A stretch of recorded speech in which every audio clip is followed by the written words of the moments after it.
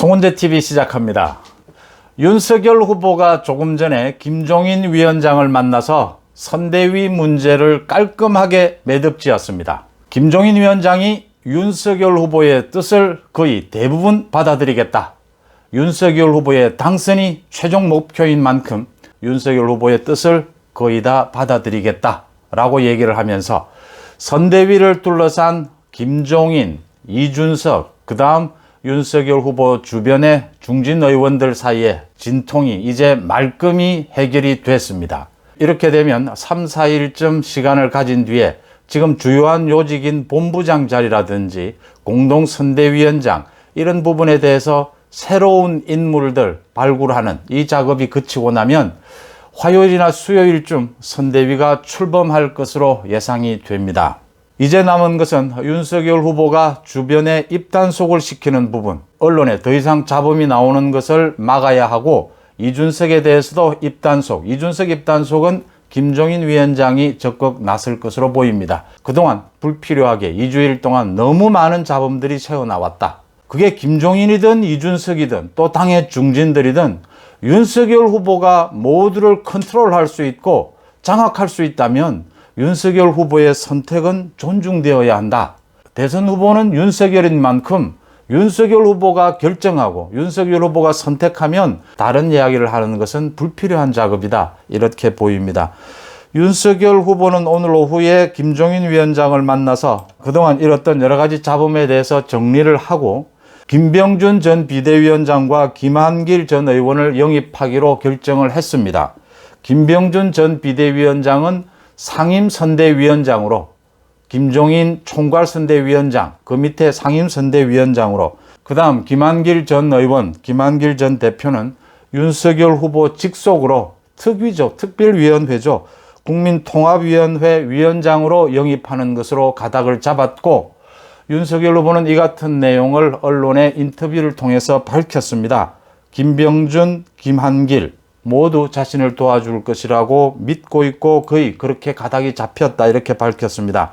윤석열 후보는 또 김종인 위원장이 총괄선대위원장으로서 효율적으로 조직을 잘 이끄는데 힘을 보태주기 위해서 김종인 전 위원장이 추천한 임태희 전 대통령실장을 총괄상황실장, 선대위 총괄상황실장으로 임명을 해서 김종인 위원장이 효율적으로 조직 관리를 하는데 힘을 보태주었습니다. 김병준 위원장은 상임위원장으로서 이제 김종인 총괄선대위원장을 보완하고 또 필요하다면 견제도 하고 이런 역할을 할 것으로 보이고, 그러니까 김종인 총괄선대위 소속이 아닌 윤석열 후보 직속으로 각종 특위를 만들면 많이 만들어도 괜찮은 부분입니다. 또 선대위가 출범하고 난 뒤에 윤석열 후보가 대통합을 위해서 많은 사람들을 영입하겠다. 얼마든지 가능한 부분들입니다. 특위를 통해서 김한길 전 의원도 영입을 하고 청년위원회, 약자동행위원회, 많은 위원회를 만들어서 많은 사람들이 함께 하면 된다.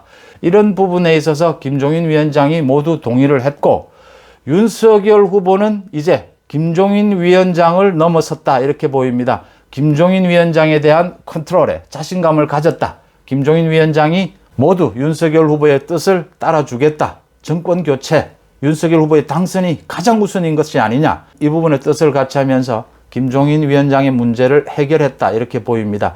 이준석 대표에 대해서는 어제 윤석열 후보가 청년층에 대한 선거운동을 맡기겠다라고 밝히면서 이준석 후보를 안고 가되, 상임선대위원장이죠. 안고 가되 청년층의 지지율을 끌어올리는 그 임무를 맡기겠다라고 했습니다.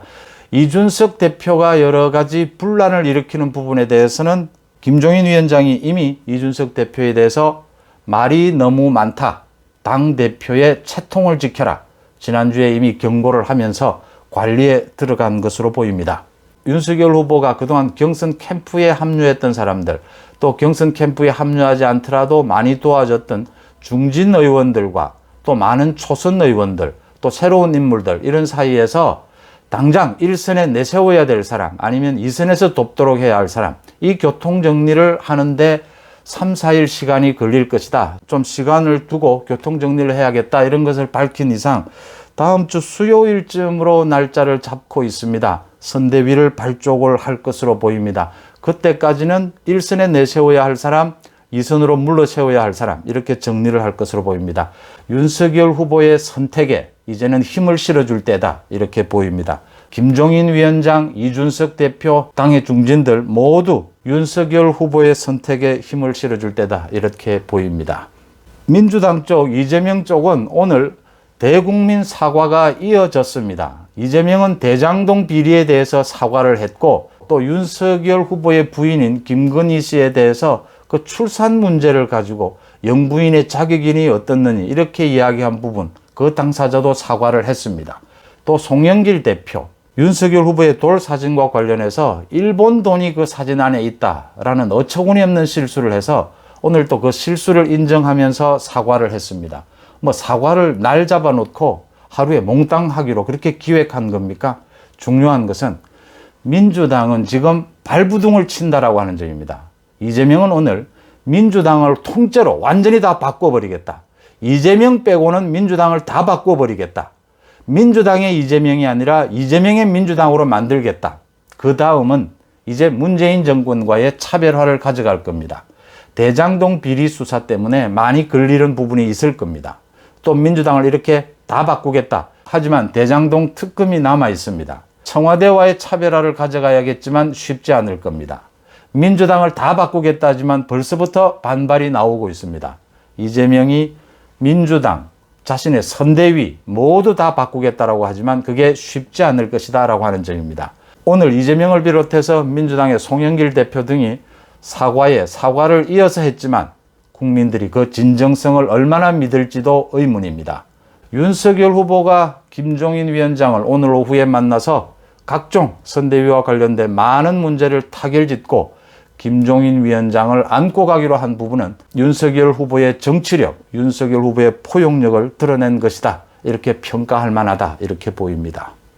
송재TV 마칩니다. 고맙습니다.